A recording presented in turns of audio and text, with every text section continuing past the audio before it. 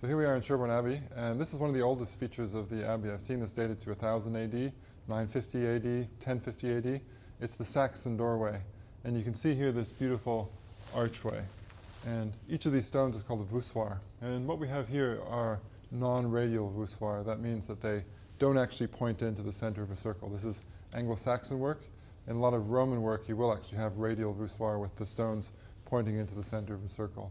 You'll also notice that it has these two pilasters on the sides and also these imposts. And these features are important to bear in mind as we think about how this archway has been altered over time. Okay, so let's go inside and see what we find here.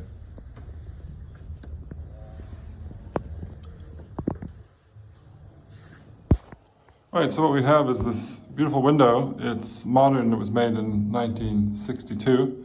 And in fact, this whole area, as this plaque says, was erected, not this wall, I assume, but these walls were put up in 1940 to protect the Saxon doorway from damage during the war. And it's a small space, but if I squeeze right back, you can see just about the shape of the original doorway. So along here.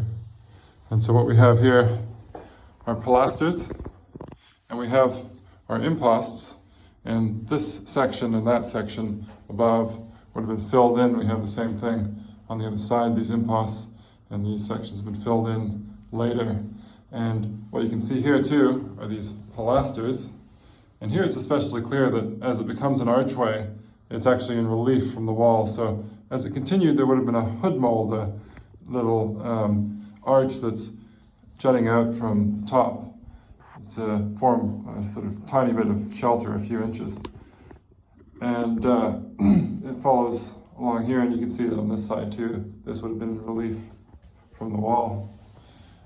And if we follow these down, we might note also these bulbous stops at the foot of the pilasters. Here's a reconstruction of the archway as it would have looked in Anglo-Saxon times. And as you can see, on the inside of the pilasters, there's a bit more space so that the pilasters are in full relief. And you can see that the imposts are further away from the pilasters. They jut out more, or that at least is more visible.